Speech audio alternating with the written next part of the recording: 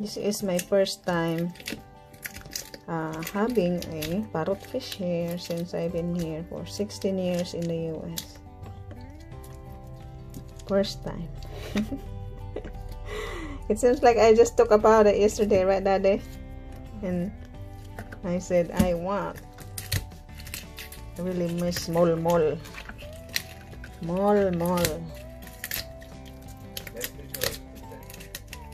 This is protected fish, but this is big. You know, they probably only get the certain size like this.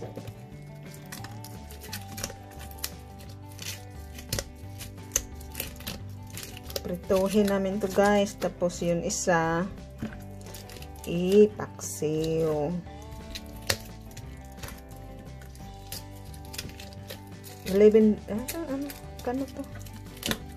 How much was this, Daddy? Oh, forgot.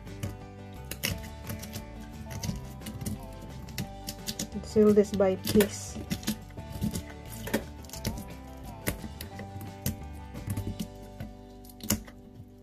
Oh, I thought $11. $11 a piece, because I remember this is $20 for both. So it's like if you convert peso to dollar, dollar to peso, it's like $500 a piece. Dollar dito, guys, kaya dollar din ang presyo.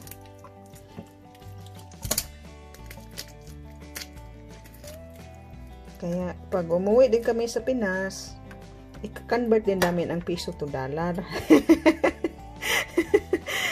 pag sa tingin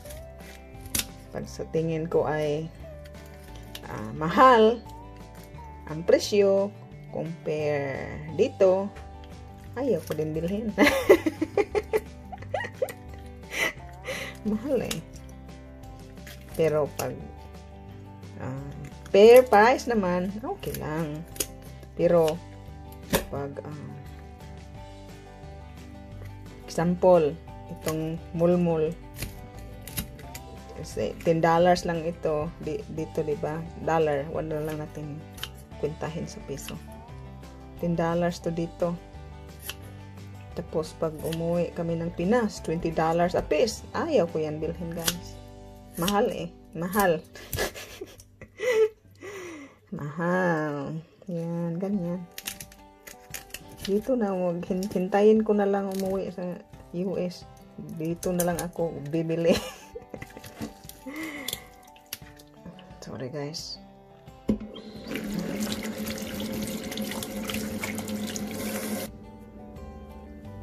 Tadang!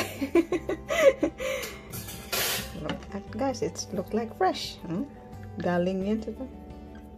Fresh pa, the ice is still fresh. I'm sure they freeze this fresh from the sea. Freeze them right away, so that way it's fresh. Oh.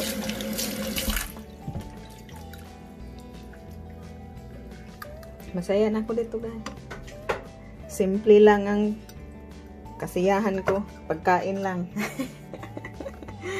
Alright.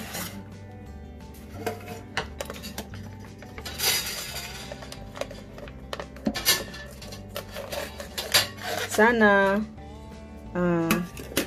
doon sa store nilagay ni kinuha nila to sa freezer, tapos nilagay doon sa seafood aisle nila, tapos dahil ipapaklining ko na lang din doon sana ito, pero nasa frozen to eh.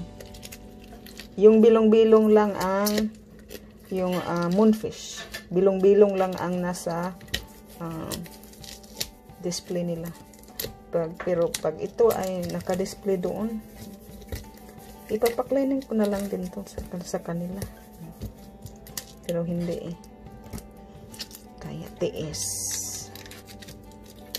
Sanay naman ako dito. Buhay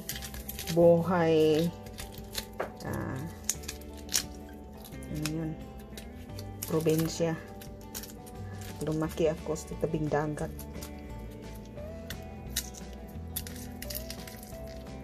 Lumaki din ako kumain ng mulmul, guys. Kaya miss ko talaga to.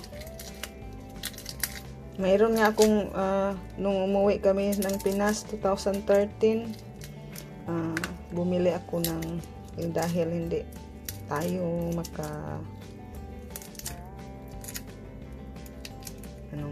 dala ng fresh. So, bumili ako ng maraming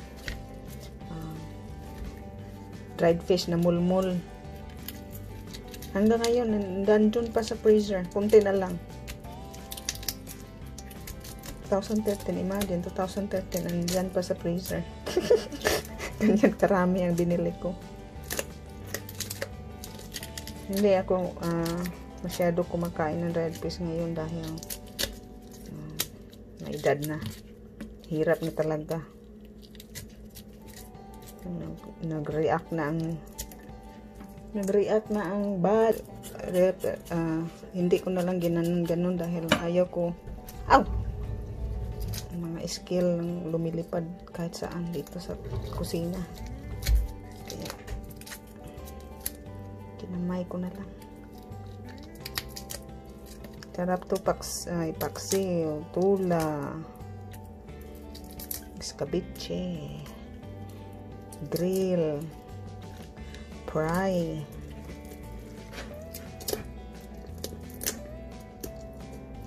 Sarap talaga to, guys. Yan na pa ni guys in Philippines, some part of Philippines, marami to doon sa isla namin, marami to doon sa isla namin. Tapos nung pumunta ako sa Pagadian City, marami doon sa Pagadian City yung mga putput naman. Putput, sarap din yun.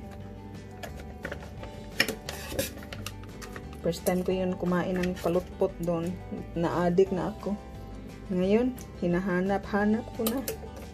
Tapos yung pumunta ako sa Manila, ang uso din sa Manila ay tilapia. First time ko din kumain ng tilapia. First time ko din kumain tilapia na sa Manila. Ngayon, hinahanap-hanap ko na din ang tilapia. Lagi ako nagluluto ng tilapia ngayon. Marami din tilapia dito. Marami tilapia dito sa US. Number 1 yung fish tilapia. Doon marami na din yun sa Walmart. May tilapia na. Tilapia. Puro na tilapia, guys. Kaya masaya na ako dito minsan. Buti na lang nakikita ako ngayon ng mulmul. Wala din to noon. Bago lang nila to doon sa Asian store. Bahala na. That's delicious. Daddy said it's a puzzle. That's so wrong. Daddy said I'm making a puzzle. Puzzles. Guys, this is, see how crispy this, guys, right? This is what we like, crispy, but Daddy don't like it. It's a prehistoric puzzle. Daddy call it a puzzle. Nah, that's my side, guys, and look at Daddy's side. Oh, I said I made it crispy already. Alright, this is done, I guess. Molmol.com.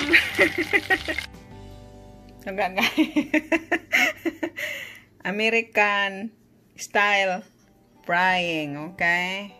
That's American, that's Daddy's. Look at Filipino. Look at that, that's why Daddy called these puzzles. Crispy. See the difference? Kain tayo, guys!